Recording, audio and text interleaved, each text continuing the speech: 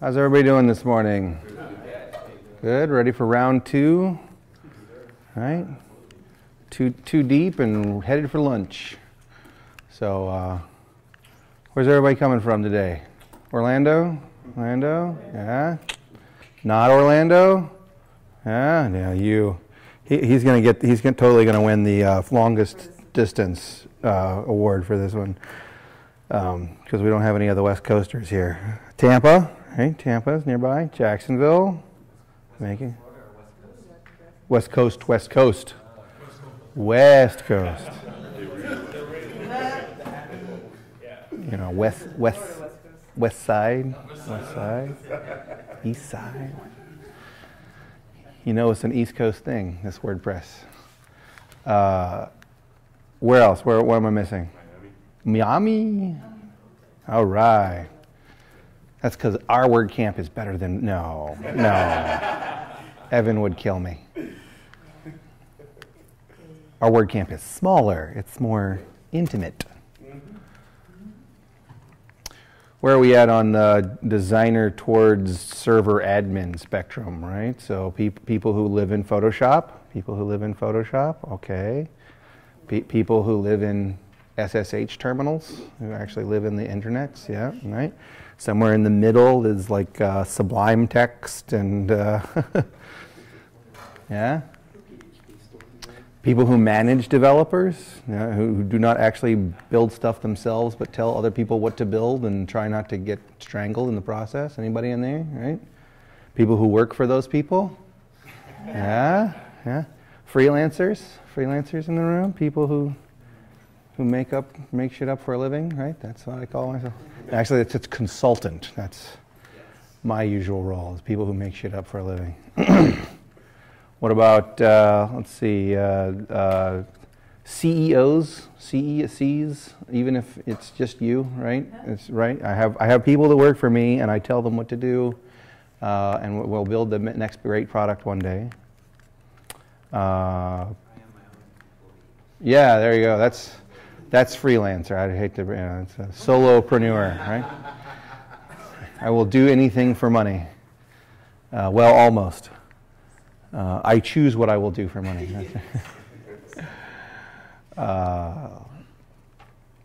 Who here has built a theme from scratch? Not using a child theme, not using a starter. Actually built a theme from scratch. I wrote the first line of functions.php and styles.css, right? Well, converted something else I built to good design. Oh, plugin, built a plugin from scratch, from scratch. Okay, who uses tools? Child themes, right? Lots of child themes, right? Child theme of 2014 or whatever the latest. What about starter themes? Used a starter theme of some sort. Theme framework. Who knows what the hell I'm talking about? Who doesn't know what the hell I'm talking about? That there's a difference between these things? We'll talk about that a little bit. What else could we cover? Hack core. Yeah, who has hacked core? Who has maintained their own fork of core? Yeah, you assholes. You're all going to hell slowly. That's right. GitHub. Anybody? GitHubbers? Yeah, GitHubbers. I'm a GitHubber. You'll find me online as @AlTheX everywhere. If you look for AlTheX, I am that person more than likely. If you look me up on GitHub, I'm AlTheX on GitHub, but I have to use dashes instead of underscores because GitHub's just like, no man, we use dashes. There's good reasons for that. On that next slide, if you wanna heckle me during my talk, please heckle me on Twitter. I'll read them later. I might respond to you. I might even favorite some of the really good insults. I've discovered that favorite is the new high five, right? Like, I'll fave that. I'm at althex.me with dashes. If you leave off the dashes, you'll still get to me. Interesting point, cannot use underscores in URL domain names. That's why underscores are not allowed in usernames in GitHub. because they give you a AliX, they give you your username .github.io or originally github.com. You can find all kinds of things about me at jumpj.mp/AliX with underscores. We're going to talk about roots today. Anybody used roots? Anybody actually used roots? Yeah? Yeah, one person. Anybody ever used starter themes beyond roots? Like wondered what a starter theme is? Would like to know why I would care about a starter theme? Yeah? Well, we'll cover that. Technically not supposed to start until 11, so we've got 15 minutes. We can introduce yourselves. I run a user group in town, a couple really, but I run a user group in town, the Orlando PHP user group, and we meet once a month, usually the first Thursdays, although we've been experimenting with maybe other days. I might put them together in 2015. I run a couple, like I said, so I might jam them all together. The way that we normally get started at Orlando PHP is with a brief introduction. Give us your name. How long have you been working with PHP? In this case, WordPress might be more appropriate, considering the context. But yeah, give us your name. How long have you been working with WordPress, and where would you consider yourself on the spectrum of WordPress understanding and knowledge? Are you like, I just started with WordPress, I installed WordPress today or yesterday, all the way over to I have hacked core. I'm not proud of it.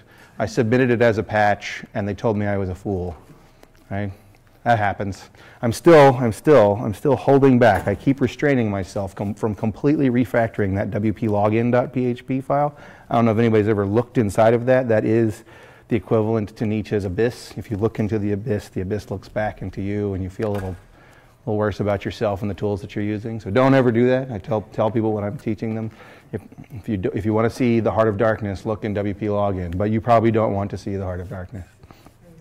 When we start at the front and we'll slowly Tetris our way to the back, just give us your name, how long have you been working with WordPress, and where would you consider yourself to be. Notice that number of years working with WordPress does not necessarily have a direct correlation with level of expertise. I'm Dave, for example. I've been working with WordPress for a number of years, since the 2.0 days, probably. I've seen it come through lots and lots of changes. I would consider myself to be a WordPress expert. I have never, I've never intentionally hacked core, because I think that's it's against the Bible, and or the Codex, depending on how you look at that. And but I have done lots and lots of things along the way. I've dropped patch commits on core and various plugins. I've contributed to this project and lots of others. Why don't we start at the front? My name is JD Mankowski. I'm currently technically a contractor, but I'm almost exclusively working for the storage group, doing development, PHP and web development for them. I've been doing that for about almost 2.5 years now. WordPress, I've messed with it on and off for 3 years, but really got into developing for it over the last 6 months. Went from like knowing nothing to building themes, plugins, all kinds of stuff. And then recently I was fixing up an old one, and I only worked on a couple months ago, and looking at my old code is yeah. Already. Well, welcome to the rest of your career, really, actually. Every time I've used Roots. I've used Roots on several of our themes so far. Awesome. So it's definitely nice. I'm Sandy Edwards. I kind of just getting started. I actually work with John at the storage group. Awesome. So for me, I'm just trying to get a basic understanding. Awesome. I'm Kate. I also work with these two. I claim them sometimes. I mostly do search engine optimization, but starting to work more on WordPress as well. Awesome. I'm James. I use WordPress. I was just a user of WordPress for a couple of years, doing installs and fun things like that. And just recently, we've got a couple of sites that plugins aren't doing what we needed to do, so we need to start developing more in-house. I never used Roots though. I'm Mary. So I started with WordPress in 2009, just kind of hacking some themes and child themes, and lately been using underscores a lot with the design and development. Awesome. I'm Steven. I work at UCF and had about 6 months work experience, but I had Drupal experience prior, so some of them similar. I'm Manny. I'm originally from Brazil, but I live in Miami since 1999. I have a web development company. We are about 12 people. Everybody works remotely. Been using WordPress since 2011, and we do WooCommerce sites, and never did like a blog site. Always it's an application. We use the largest one we did. It's my real estate company integrated with MLS, and we use a lot of REST stuff, JSON API, this kind of stuff.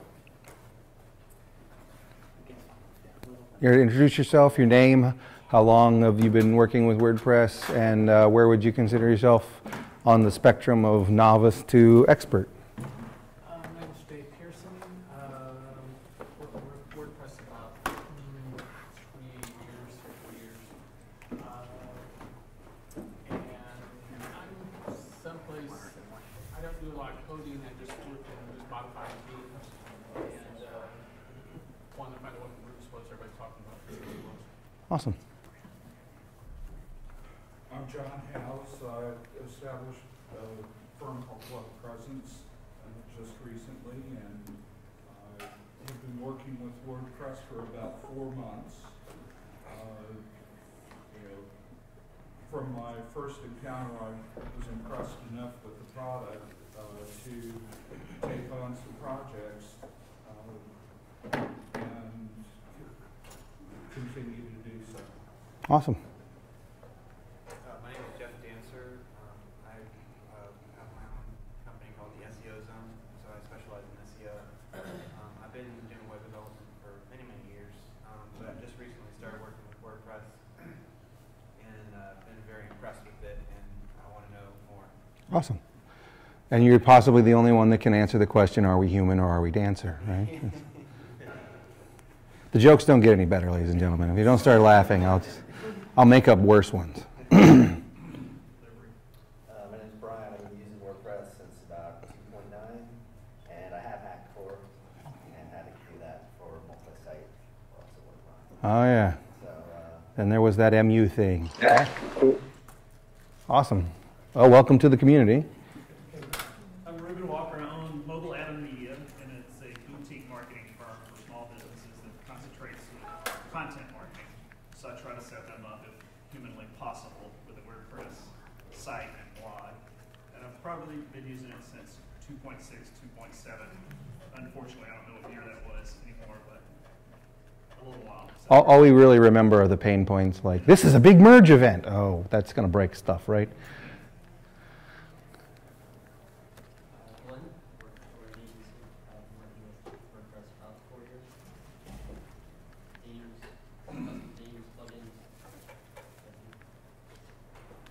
My name is Taylor. I used to work with Glenn at the same agency, but I do freelance now.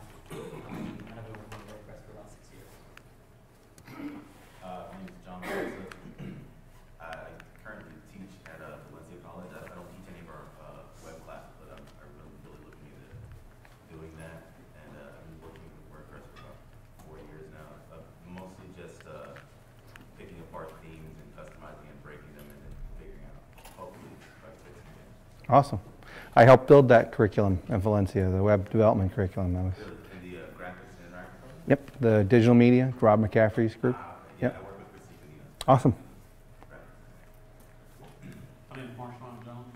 I've been an Apple employee for 15 years, where I got tricked into a project several years ago where I was introduced to the Genesis framework, and now I'm in the world. It's good to have goals in life. Natalie Karalsik, I'm from St. Louis, and I have a business called the Web Business Builder, and I've been doing websites for small businesses for 1.5 years now. Started using WordPress in 2015. Awesome. I'm Julie Wolfers, Web Current Communications. I've been a web developer for 18 years. I started using WordPress in 2009 after Blogger quit supporting FTP. Dun, dun, dun. Clients I needed to move my blogs over.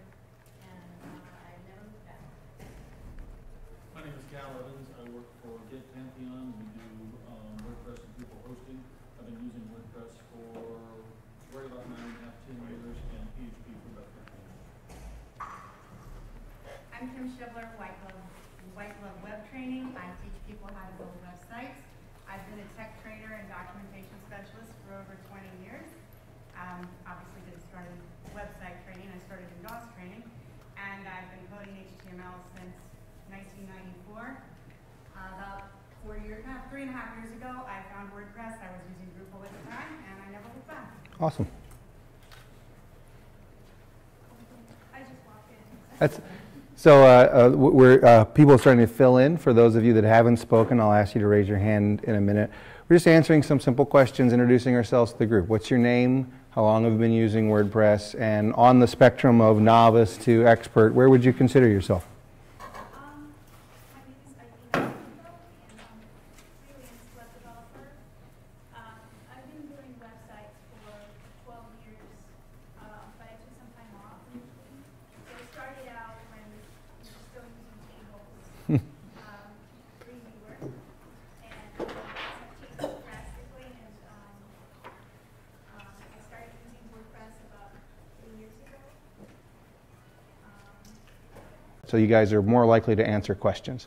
We'll start in the back of the room, and we'll start from this side since we went zigzag this way. So if you have not spoken already, if you have not introduced yourself, raise your hand real high so that I know, or stand up. Definitely talk to that man about technical debt. He may know something about it, having worked on the WordPress project for as long as he has. Let's see, who is next over here? Yes, I think that's you. Fire. My name's Yanni. I've been working with WordPress. I'm a web designer.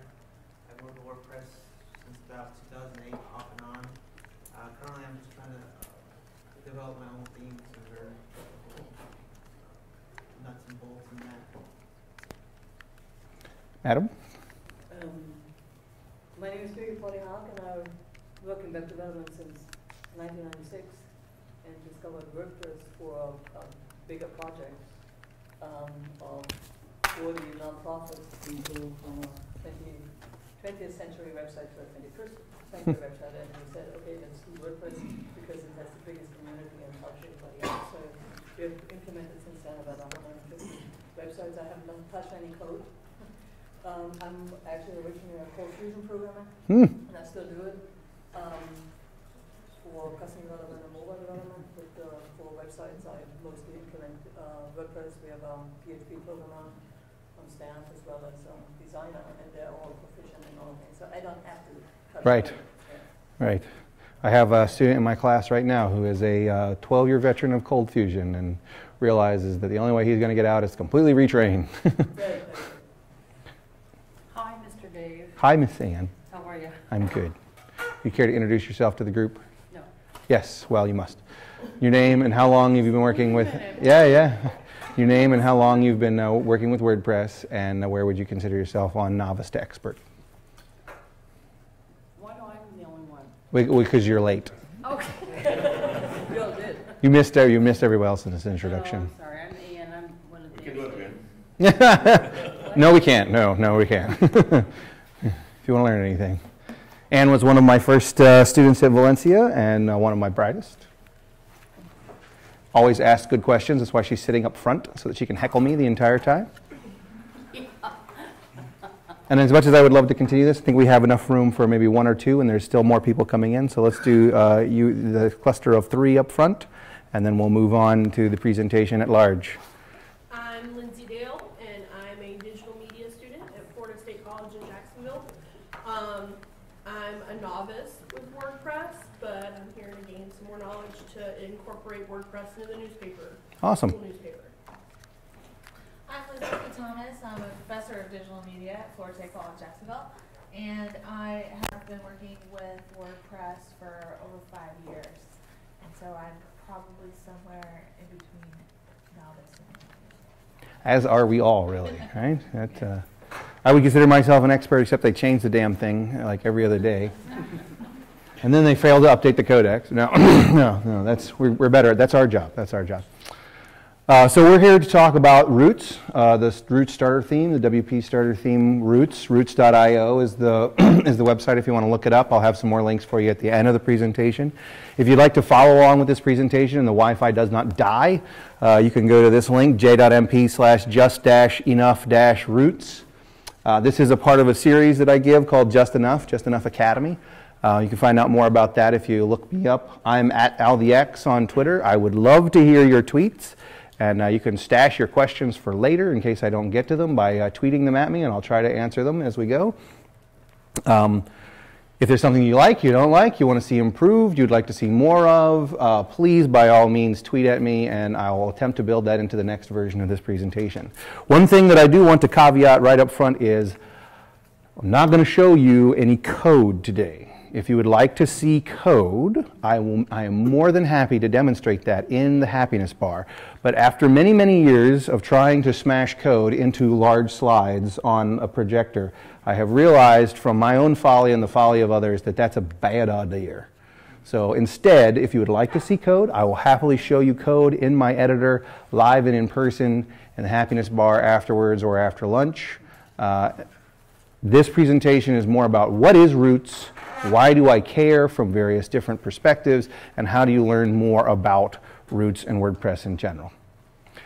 This is an open forum for your questions as well. If there's something that's like, hey, that's voodoo magic. I did not understand that. What did you say? Please stop me. Raise your hand. Throw an apple or tomato, whatever it is, pencils, pens. I'm very good at dodging. Erasers. That's my job. Throw me questions. I'll attempt to answer them, add additional clarification. I hope that this will be educational for everyone, and I hope it will ask more questions or open more questions to you that it will necessarily answer. And I hope it will encourage you to at least download and try Roots on your next project or even on a dummy project just to see how the thing works. Questions before we get started? Great. So, start with who I am, just so you know. Not that I need any credentialing, but usually you will find me behind that avatar there on the right, left. I'm not very good at this, very dyslexic. Usually you'll find me behind that avatar or the name AlTheX somewhere on the internet. I'm AlTheX on Twitter. You can find me at althex.me, which just goes to my About Me page for the time being. One day, internets, I will blog, I swear. Or you can find all of my random internet profiles at j.mp/althex. There are a couple that might be of interest to you if you would like me to handhold you through some process, or you find that my teaching style is particularly helpful to you. I work through AirPair to do hourly sessions or blocks of hourly sessions. You can book by time through AirPair or Clarity FM if you have a particular question that you would like answered.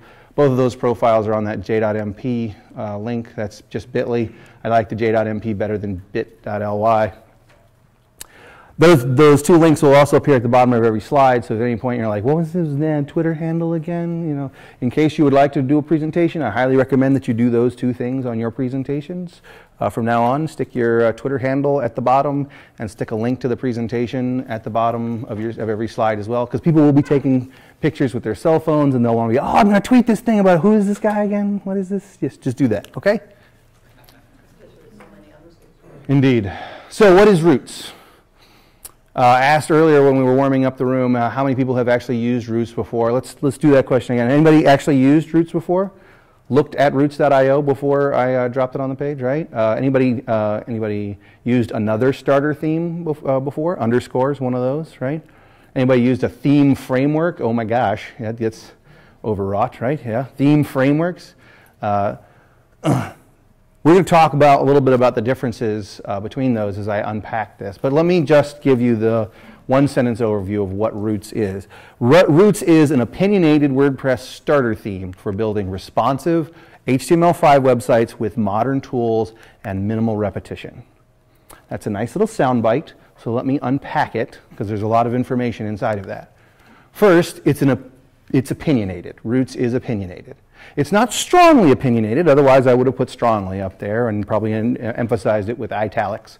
It is just opinionated. It has an idea that the team behind Roots has an idea as to how things should be built, how themes should be built and organized, where files should go, how you should do things for modern web development, which auxiliary tools you should use beyond just WordPress and WordPress themes. They have baked all those opinions into that starter theme, just as there are certain opinions baked into any starter theme or parent theme.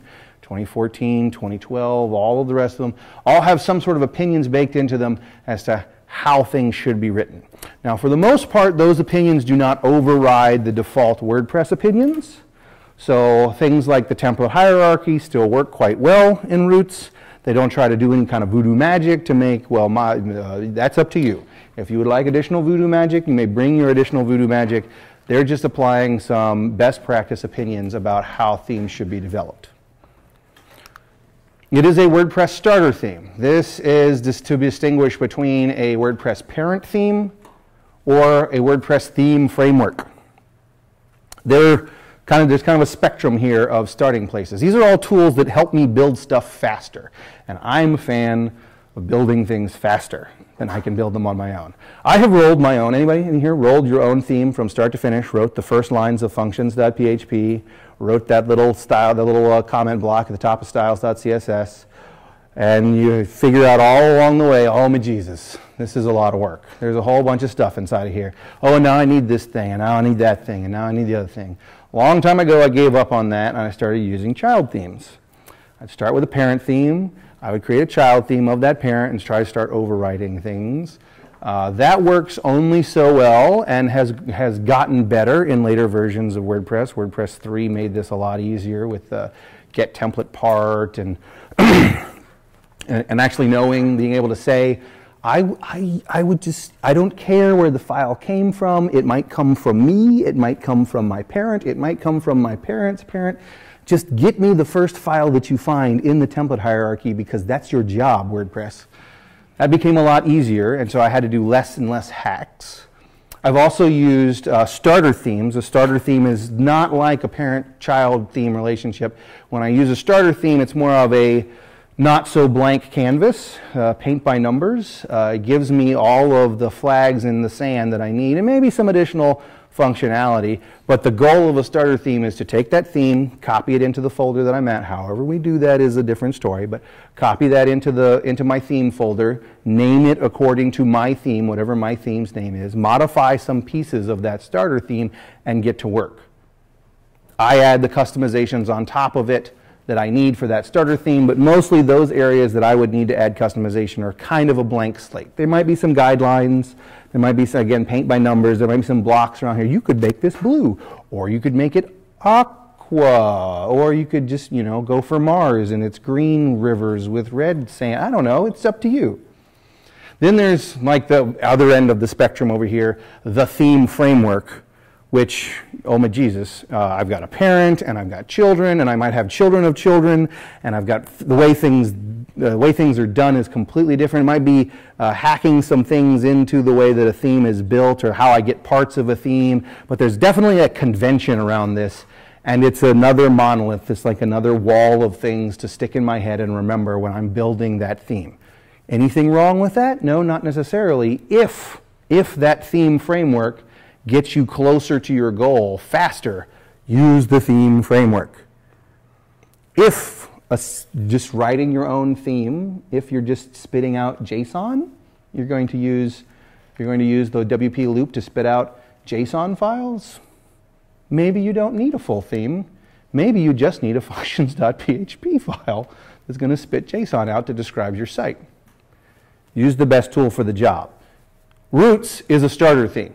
That is to say, it is intended to be downloaded in some form or fashion, dropped into a folder named according to your theme. The files are modified ever so slightly to reflect your theme rather than the Roots theme. And then you start adding customizations in places that mostly have little guides drawn around them, but they're not bold-faced walls or strict guidelines like you would see on a theme framework. Everything's mutable inside of this. This has some implications. Being a starter theme, that means that upgrading can be tricky. They are constantly releasing new versions of Roots, and if you want to upgrade to a new Roots theme, it's a slightly different process than if I was using a parent theme, where I would just upgrade the parent theme and then see what would break in my child theme, or if I was using a theme framework and there's probably a giant changelog document that says, these are the things you're going to need to change because we changed the way the framework worked. So it can be a little trickier, but that means there are fewer rules and it's a little simpler, it's a little easier to wrap your brains around. I like stuff that's simple and easy to pick up. I like stuff that's quick and easy to become productive in, and that's why I like Roots. click. It is for building responsive themes. Anybody here know what I'm talking about when I say responsive web design? Awesome, I don't have to go into this point hardly at all, right? Some of you, all of you who know what responsive is know that not all themes are responsive.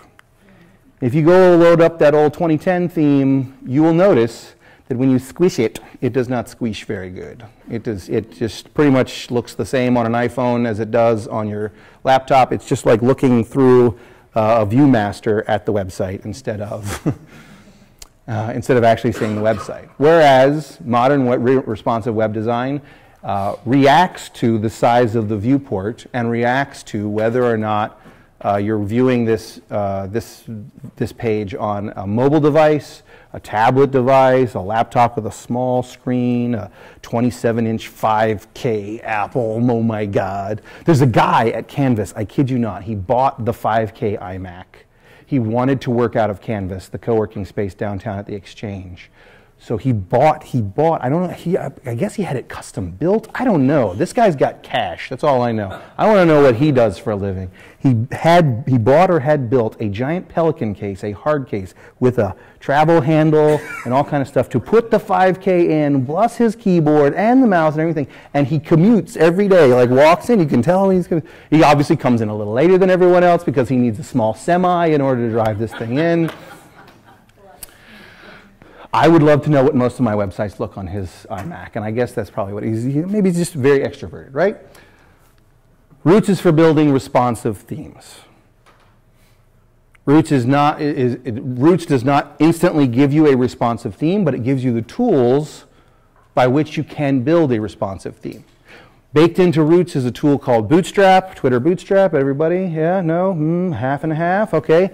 Twitter Bootstrap is a responsive framework, CSS framework built in Less, compiled the CSS, used all over the internet, including a place you might have heard called Twitter. Very popular, probably the most popular CSS framework for building responsive sites. The thing that makes Twitter Bootstrap responsive is its use of a CSS grid that collapses at different viewport lengths. It's got its own media queries baked in. I don't have to make those decisions. All that stuff has been made for me. I can override it if I need to. Roots uses Bootstrap, so it makes it possible to build responsive websites. It's also for HTML5 websites. So it's using another tool that's baked into Roots is HTML5 boilerplate. Anybody ever heard of HTML5 boilerplate? Somewhere a few years ago, and it looks like they haven't updated the design of the website since about 2010, some smart folks came together and said, you know what? This HTML stuff, at least the HTML tag and the doc type and the head and some of the body, all that stuff doesn't really change very frequently. It's the stuff in the middle that's important. And there are some tools that have been developed that are better than others. Modernizer's one of them, and a modernizer without an ER because, you know, we were Web 2.0 and you just drop the E's off of all the ERs at the time. Modernizer is one of those tools that does feature detection inside of browsers, and there's a little meta tag that tells mobile browsers, hey, size your viewport accordingly so that we can figure out how big things are inside the DOM. Those were just really good ideas. And it was generally accepted by the web development community, hey, we should probably just use that for everything. Browsers, wouldn't you like to just assume these defaults? And the browsers are like, fuck you. No, seriously, I'm not building that. You define HTML pages, and I will serve HTML. That's our relationship. I don't make assumptions for you. You don't make assumptions for me. When did this stop? So the HTML5 boilerplate project was born to kind of bake in some of those best practices like the meta viewport tag, modernizer, IE Shiv, which backported a lot of the HTML tags into older versions of IE, all that type of stuff, which eventually was baked into modernizer. Roots uses HTML5 boilerplate by default as the starting point. So all of the themes that you build will use HTML5 boilerplate.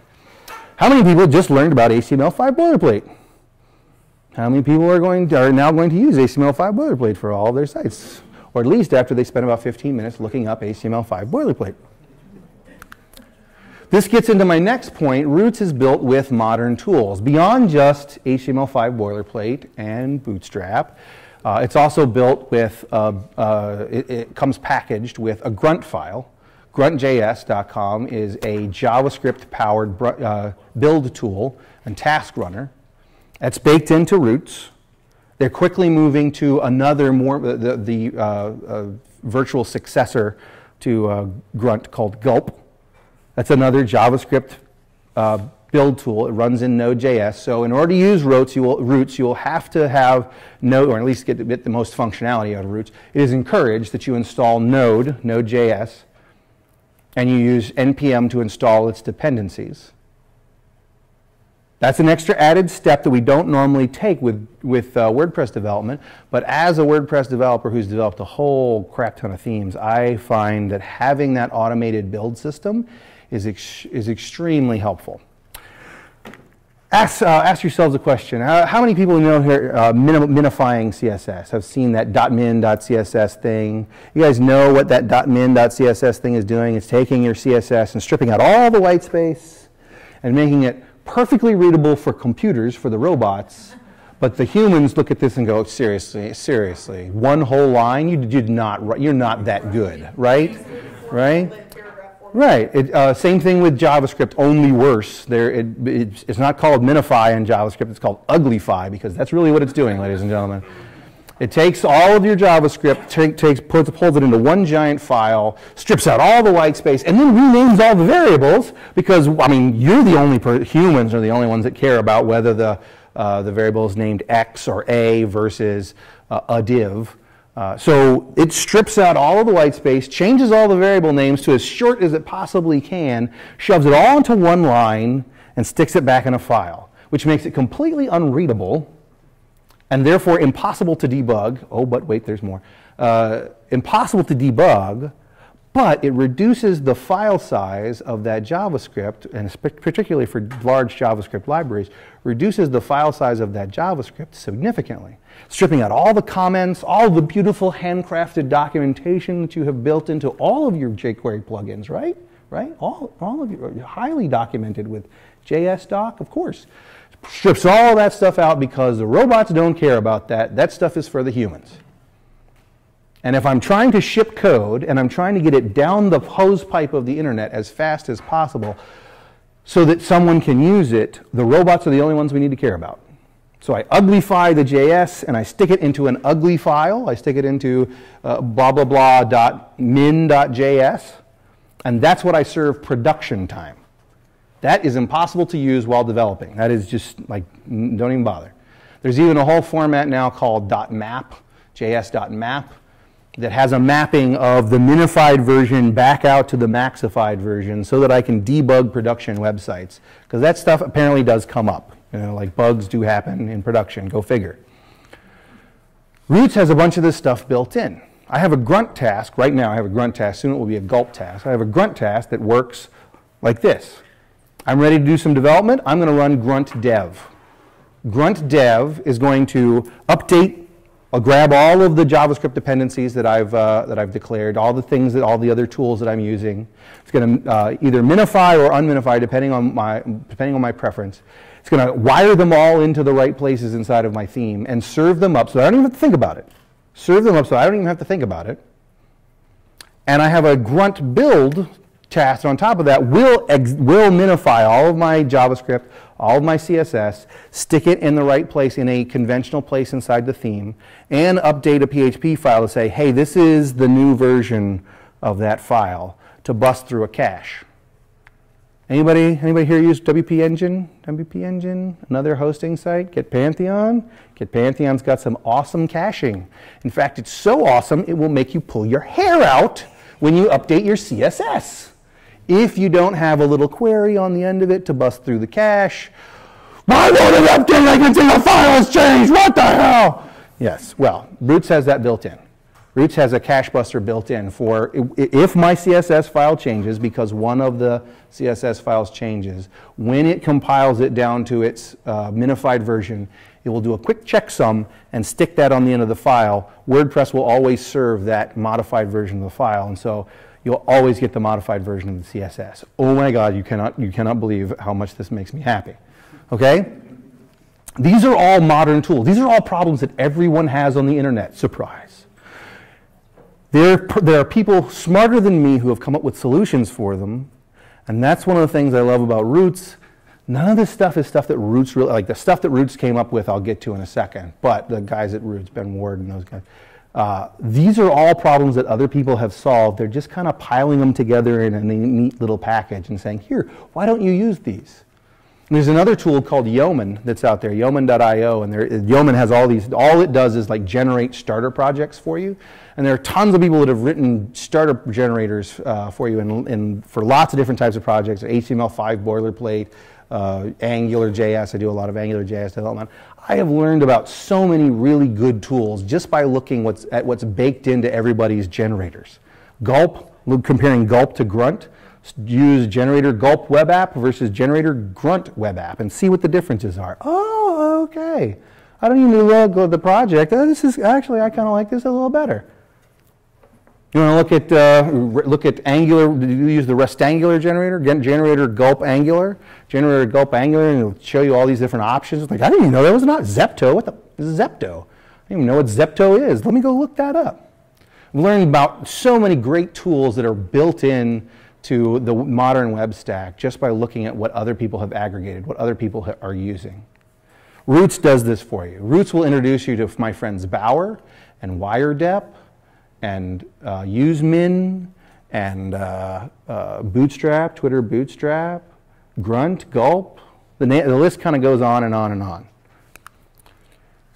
The goal of Roots is to minimize the amount of repetition. One of the things that I love, there's a little post on the roots.io docs section that talks about keeping your code dry. Everybody familiar? Anybody not familiar with dry code?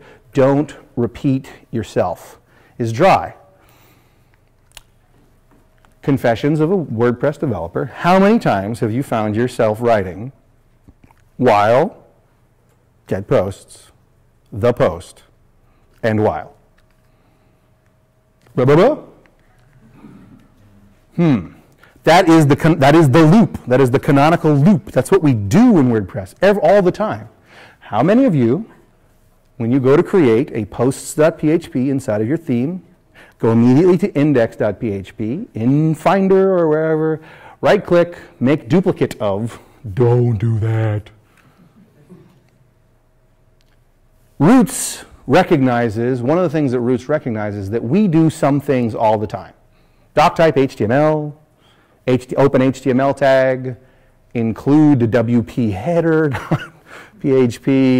include footer.php. What if the theme just did that for you? What if we could reduce the repetition even more so that all that you're really writing is the loop or what goes inside of it? Egad. How many bugs would that have solved over my career? I don't even really want to talk about that, really. Like the number of times that I've changed a little piece of HTML in one of the .php files inside of my theme and forgotten that I have that same, I'm going to need that same little piece of HTML in one of the other .php files. And oh, well, I guess I'm going to do like this include, and then and then it totally breaks on my child theme because I've overridden that really. It's a starter theme. It doesn't preclude the use of child themes based upon your version of the starter theme. It makes it actually easier to build some child themes, depending on what you're trying to do. But primarily, it removes the amount of repetition, amount of repetitive code. Much wiser man than I said, the only debugged code, the only truly debugged code, the code that has no bugs, is the code that you just deleted. So if I can write less code, that makes me happy. Questions about this so far before I move on to the why do I care? Why do I care? So we're going to look at this from 3 different angles. From the business owner, people who are bloggers. You are a business owner. You own a business. It is your blog. You consume WordPress. You don't typing. I type words, but I don't type code. You get those angle brackets out of here. You have those people in your life. Even if you are the person that types the angle brackets, you know the business owners. Those are your clients. Those are your bosses. Not your immediate bosses maybe, but maybe your big bosses. We'll look at this from another angle, the dev manager, the people that, as developers, we report to. They have a different set of concerns than we do. They're responsible for everybody on the team and shipping stuff. And they don't get to write any of the stuff that ships. I have been this person before. It is a frustrating life. Just could you go faster or something, or at least call me when you have a problem, Mr. Junior Developer? And finally, we'll look at this from the perspective of the developer. Those are people, code monkey. We make the code. We monkey with the code. Eventually, we make the code work. Let's identify ourselves really quickly. Business owners, people who I don't write the code, but I need the code to make my living, right? And you're probably a couple of them, actually. Dev managers, people who have developers who directly report to them. They may have written code in the past, but they certainly do not write a lot of code now. Dev managers. Developers, people who write the code, right? Designers, people who would like to write the code one day. That's just cruel, really. No. If you're a designer and you're not a developer at this point, stop what you're doing and go learn code. Seriously. Seriously. I'm not going to say, that's at the end. So for the business owner, let's look at a couple different points. You'll note that none of this has anything to do with code because business owners don't give a shit about code. From the business owner's perspective, using a starter theme, any starter theme, whether it's underscore or roots or whatever, using tools that have good ideas baked into them makes the content look like a starter theme like underscore or roots that have responsiveness baked in, makes their content, which is their bread and butter, look good on mobile devices. Anybody have a website that doesn't have any mobile users? Anybody? Yeah.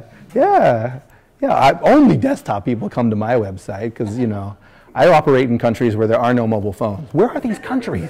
Is this Antarctica? I don't understand. The penguins certainly don't care about your website. They don't have an economy.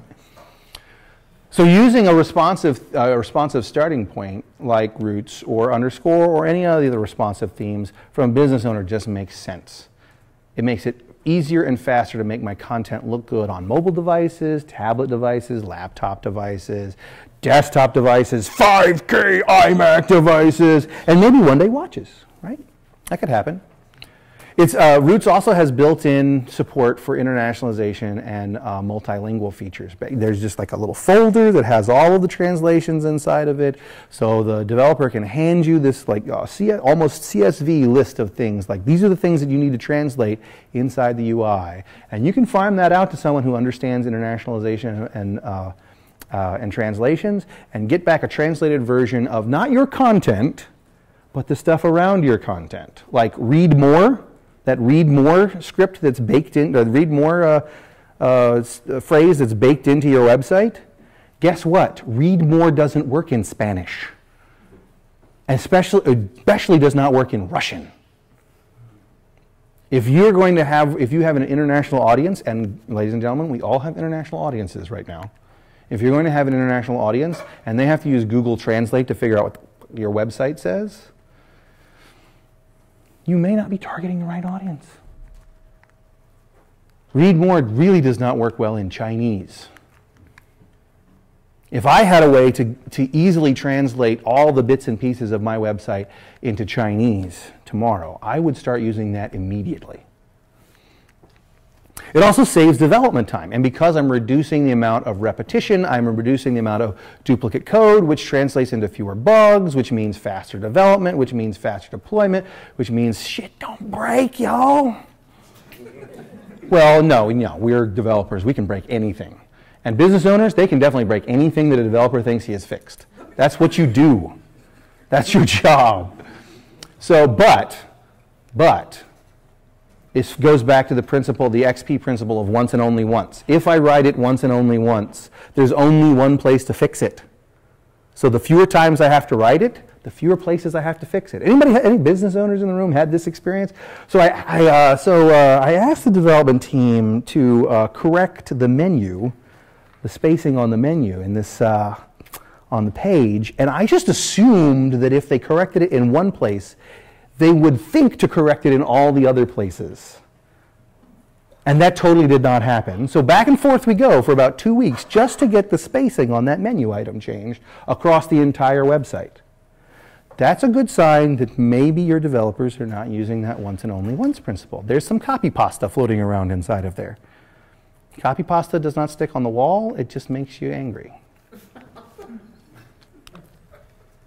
For the dev manager, we got dev manager, we have people who are managing developers. And people, if you're a developer, you have a dev manager somewhere. Someone who is at least technically minded, who may have written code in the past. They don't necessarily write a lot of code anymore, but they're relying upon you to write the code for them so that they can ship product.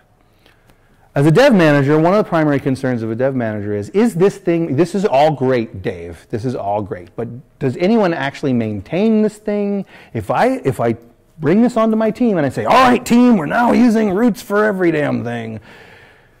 Next week, is this thing going to go away? Roots is under active development. That I'll ship these slides, or if you've been following along at Just Enough Roots, you'll note that these are all hyperlinks. So this is a link to the GitHub repository. You can see the activity on the repository. It's being developed in the public as open source software on GitHub. 702 was dropped, version 702 was dropped on October 24th, 2014. They are using a semantic versioning system. So yes, that's 7 major revisions of Roots since they started the project 3 years ago. They have roadmaps, they have milestones. Right now they're working in the 7.0 branch. I contributed code to the 6.0 branch. And they're like, that was so, we're just really close to the 7.0 release. Could you maybe rewrite that to work this way instead? 6.0 and 7.0 weren't directly compatible, but good news, you're probably not upgrading Roots as you go. You're probably not trying to stay up with the latest Roots. When you ship a theme built with Roots, you just shipped a theme. More than likely, when the client comes back to you for a redesign and you want to use a later version of Roots, you're not going to use a whole lot from the old theme anyway. You might do some copying over, but the reality is, let's start over, right? That's what we all do. Let's got to get a new version of WordPress because you haven't pressed that upgrade button in about 3 years, you jackass. Let's get a new theme, so let's start with whatever the latest version of everything is. And oh, look, you're still using jQuery 1.2 in here. I'm going to kill all of you. 701 was released on August 15th. I put those in order because this is how fast the project is moving. 702 and 701 and 702 are bug release versions for 7.0. When they introduce new functionality, they roll to 7.1, 7.2, 7. Whatever, and there are minor point releases inside of that for bug releases. And then when they change something global, like in 6.0 versus 7.0, they changed how some of the files were structured because of feedback, because internet. And so they changed the major version number. This is under active development. This is heavily contributed to. I have contributed to it. I've done drive-by patches. I've done PRs. The folks that are behind it are actively developing it. It's built with HTML5 boilerplate, like I mentioned. So HTML5 boilerplate, you can go check out that project. That is under active development. It's kind of stable right now, kind of stagnated, because we kind of figured it out. Like, not a whole lot of new crazy things are coming into stuff that needs to go into HTML5 boilerplate. If anything, we're learning about what we can take out because Internet Explorer is finally dead, or as dead as we can make it. As dead as we can make software. It uses less, which is what Bootstrap is built with. Less is a CSS preprocessor. Anybody ever heard of a CSS preprocessor? Sass is the one that everyone knows. But Less is what Bootstrap was actually built with. Less is more CSS compatible than Sass, so that's why the Bootstrap team chose Less. One of the parts of the grunt task that I was telling you about that's built into to Roots is to compile the Less version of CSS, which is extremely CSS compliant, as we'll talk about in a minute. It compiles the Less into CSS, and this makes for cleaner code. But all that stuff's already baked in. So you want to start using Less? Awesome, start using Roots. Roots has Less built in. You don't have to figure out that. It's taken away a lot of the yak shaving for you and your team. It's got Bootstrap built in. It's got Modernizer attached. It's got the latest version of jQuery. Oh my Jesus! Seriously, WordPress! 1.8 has been deprecated for a while. It's got the latest version of jQuery. It's using a grunt task. It's got Bower built in. So if jQuery gets a bump, you do Bower upgrade, and now I've got the latest version of jQuery still, Jesus! Thank you, Jesus! Right? I cannot tell you how many themes I've built over the years. And I'm like, why in the hell will this not work? This is totally, the docs say blah, blah, blah, blah, blah. And then you scroll down a little bit further and there's a little bold-faced note. Prior to version 1. Oh my God!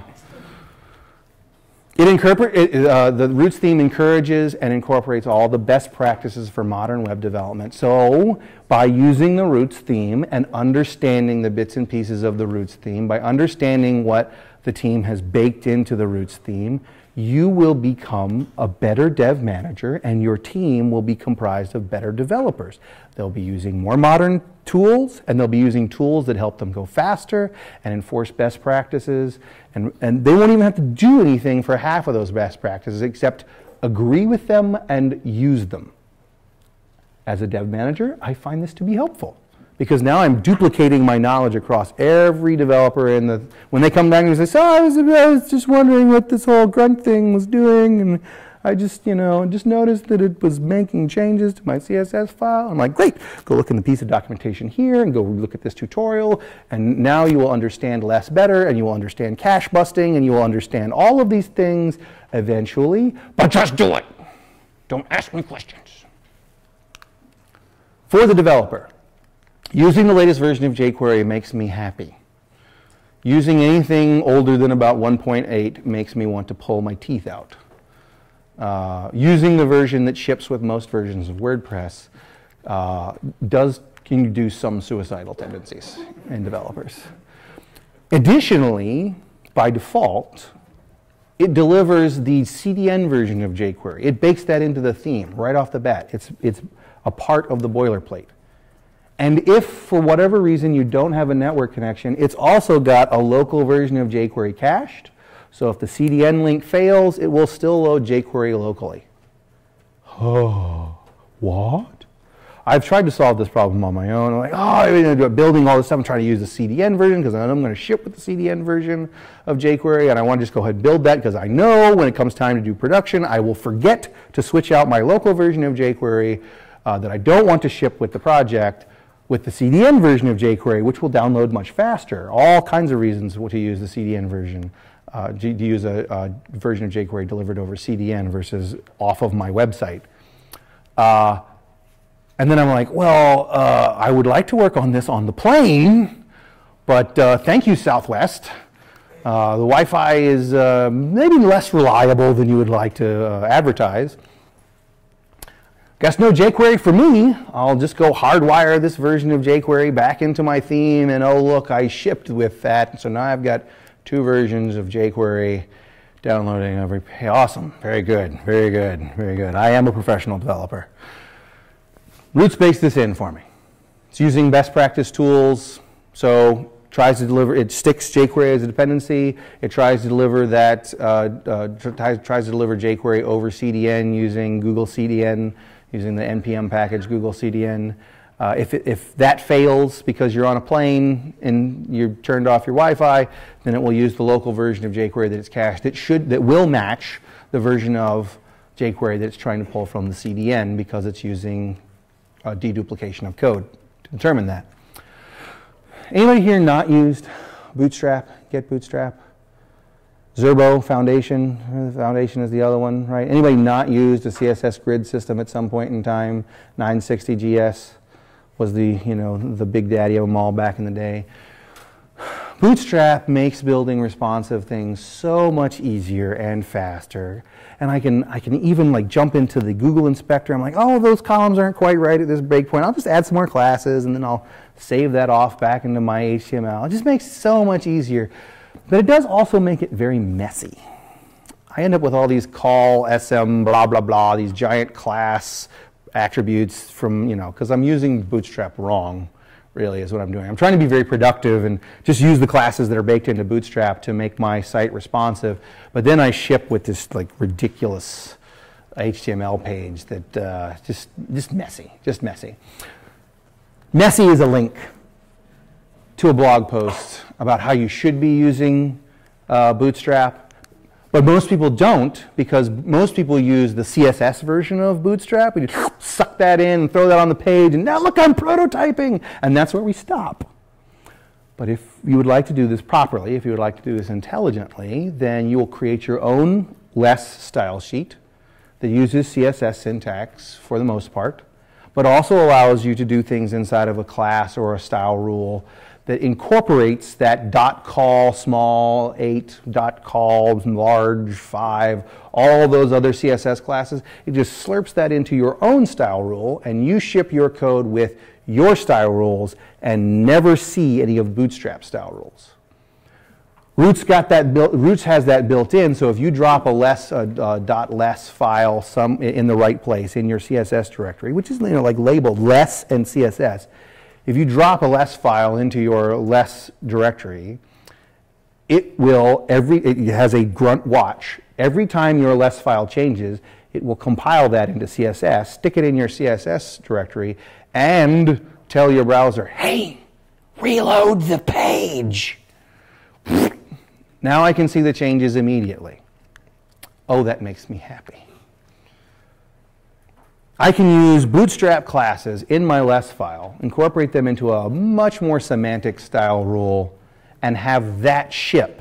And it will suck all of the style rules that are incorporated into .col, small, blah, blah, blah, all the stuff that's required for that media query to work, stick it in a CSS file, minify that sucker, cache bust it, stick it in the right place in my WordPress file, and I didn't have to do anything? Sign me up. Finally, the killer feature for me, and it's not exclusive to Roots. There are other themes that do this. Roots implements a template wrapper feature. And that's also a link to the template wrapper feature, the documentation for the template wrapper feature in Roots. Remember what we were talking about where I always pretty much start my index.php with this doc type HTML, open HTML tag, include header.php or WP head, and then include header, or include header has WP head in it. And then I have a include footer at the bottom. That's like the way we've built themes for a very, very, very long time. But what happens when I do something screwy? When I need a slightly different header for this page as opposed to that page? Well, shit. Now we start doing stuff like, well, if post ID equal, no, stop, please. If post slug, no, what are you doing? What are you doing? It's because it's a little painful. You can't do or rather it's difficult to do a conditional include, or you would end up duplicating code. Roots solves this problem by using a concept that's been used in MVC frameworks for a very long time called the two-step view. So in an MVC framework, when I write a view for a page, when I write a page template, I just write the middle section. I just write the meat, the part that changes depending upon the page that I'm on. And there's a layout file outside that describes all the stuff that goes on the outside. And in the middle of that layout file, there's a little section that says, put the meat here. When the application renders that view, it makes a decision at the time that it's rendered. Do I show just the meat, or do I show the meat and the bones? Which would you like? Well, this got people thinking, what if I could have multiple pieces of meat? Because what's better than one giant steak is steak and shrimp.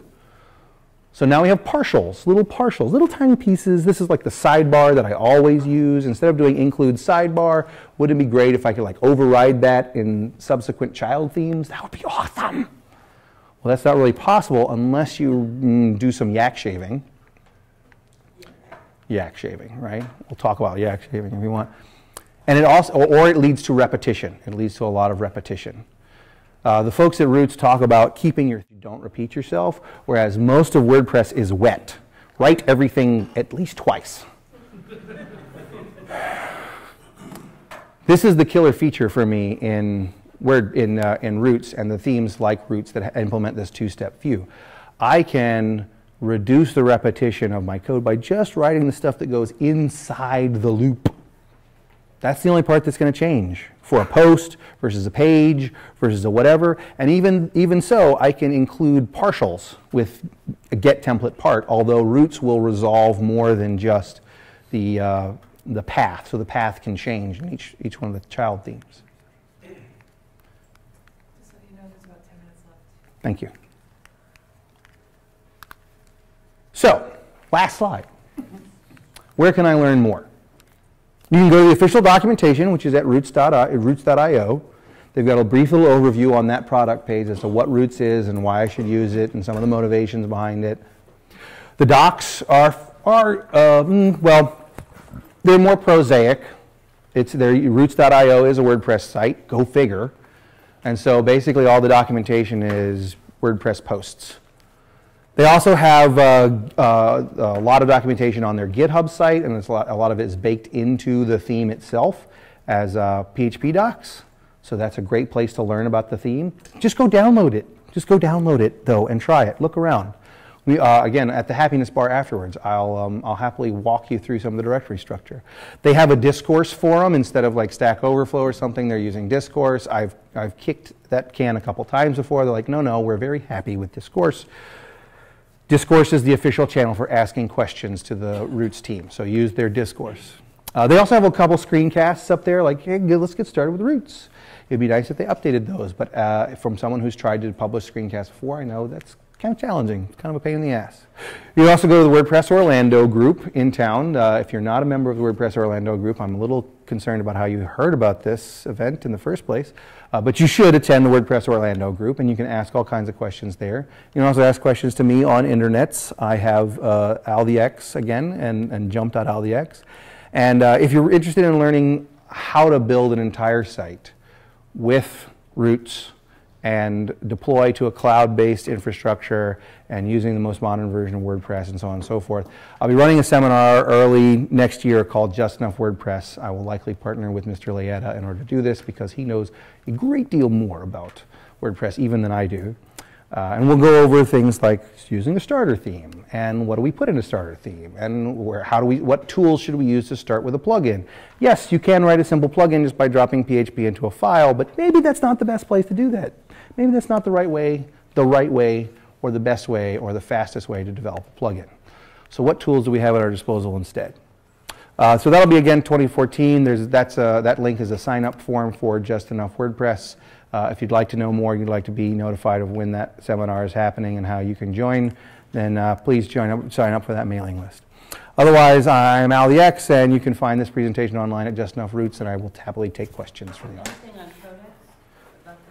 About Roots on the Codex?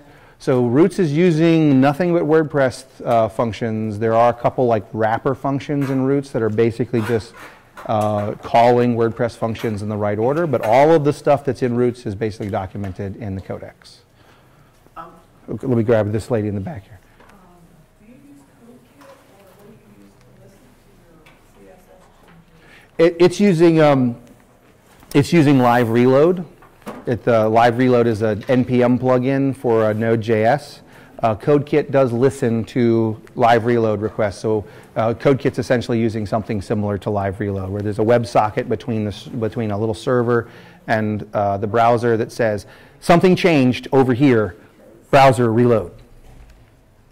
Yes, John. I was wondering I use Windows for developing, and I was trying to figure out how to I'll get pray started. for you. How to get started with the Node.js stuff. I was looking through, I know there's a Windows build of it, but I was having some trouble with it. I'm wondering if that's better, or should I try, I know they say you can use like Vagrant and basically set up a mini Linux system. Will you be deploying your code to a Windows box? No, it will. Our servers are Linux, I believe. So it is my personal opinion that if you are going to deploy to a Linux box, you should attempt at your best to use Linux locally for development. Okay. You can install Linux natively on your Windows desktop and say goodbye to Windows forever, and I will hug you. Or you can install something like Vagrant or just a virtual machine that will make it a lot easier for you to develop locally and make it match what your deployment target is. I just on the website they have a link for Vagrant. Yep. They use Vagrant and for local development, so they have a Vagrant up, and they've got a virtual machine that they'll happily link you to, but it's well documented out there, like how to set up a WordPress Vagrant box. Ruth, is it like COVID-19? No. No, it's more like, well, it's not like CodeIgniter. Let's just put it that way. It's not a framework. It is a set of starting points that you use as an automatic generation. Like, this is how I start my project. I can modify them at any point in time. There's no laws against modifying core inside of a starter theme. I can take stuff out. I can put stuff in. It's not a framework. I saw on the website that they have like a gallery of websites building Roots.io, and I saw that .data.gov built with Roots.io. Do you know about it? No, I don't know anything about that, but the founders are quite responsive on Twitter and GitHub and Discourse that happily tell you about any of those projects that they're featuring on the website. In the back. You can. Again, there's no rules about what you can and cannot use, and there's a Grunt plugin for building Sass with either libsass or Ruby Sass. There are a couple extra steps in using Sass instead of less, and you'd have to tell Roots, I'm going to use the Sass version of Bootstrap instead of the less version of Bootstrap, which does exist. There is a Sass fork of Bootstrap as well as a less version of Bootstrap. So you can do that, but you're kind of working against the grain a little bit, so you'll have to tell Roots, when you do a Grunt build, don't use less Bootstrap, use Sass Bootstrap. Oh, and by the way, you're going to need the Sass plugin. And oh, by the way, I decided to use libsass instead of Ruby Sass, so I don't have the Sass gem installed. It's like down the rabbit hole we go. Recommended. There's not enough. I don't see a compelling enough reason to use the Sass version or the Sass port of Bootstrap versus the less port of Bootstrap. Less does have fewer features than Sass, but that's kind of by design. I would encourage you to learn both. If you already know Sass, picking up less will be a lot easier. If you already know less, picking up Sass will be a lot easier. Point of preference. I would tell my developer to start with this or Genesis. Can you compare the positive and negative and telling them which ones? In another presentation, perhaps, but not as an answer to a question. That's a bit like saying, so I want to use either Zend framework or Symfony 2. Which one is better? I would like to use WordPress or Drupal for this website. Which one is better? The one that you best know. Let's just start with a whiteboard discussion, all right? Like, I do consultations for people in order to figure out what is the best fit for them in that case. Use a starter theme. If you like some of the things that I've talked about, maybe you should try using Roots. Maybe you could use Genesis. Maybe you could use Underscore. I can't give you an answer that one way or another. Does Roots just by default deregister jQuery? It does not. Yes, it overrides. It does with the WP styles hook or WP scripts hook. It registers its own jQuery, its own version of jQuery, but prefixed with Roots. So Roots-jQuery blah blah blah blah blah is what it builds into WP head. Okay, so there's not a conflict with other plugins that call in. Can't guarantee that. If they need a specific version of jQuery, more than likely it'd be backwards compatible. But yeah, if a particular plugin is saying I need this version of jQuery and not whatever version of jQuery is being loaded, then that could potentially cause a conflict. The Roots is very good about using the default version of jQuery that ships with WordPress for the admin. So the Roots version of jQuery is not loaded in any admin screens. So if we're talking about a plugin that's using the admin screens, then Roots does not get in the way of that. Roots is a theme. It's a starter theme. It's talking about outward-facing development. If you have a plugin that's sticking HTML and JavaScript into a widget or a sidebar or something like that, and it's expecting a very specific version of jQuery or insisting upon a very specific version of jQuery loaded into the theme, then yes, that could definitely cause a problem. That's one of those things that you'll have to experiment with to figure out. My general opinion is if you are a plugin developer, and you are including a version of jQuery on the page instead of asking for WordPress to include a different version, a version of jQuery on the page. And you're probably doing it wrong. And if you're expecting a very specific version of jQuery and you're not asking for that wrapped in a self-enclosing function or a namespace, then you're also doing it wrong. But everything is wrong. Actually, we do everything wrong, and tomorrow we try to do things less wrong, but we will just make better mistakes tomorrow. Other questions, comments, concerns? Otherwise, I'll see you in the happiness bar after lunch. Thank you so much for coming. Thank you so much for David Hedda.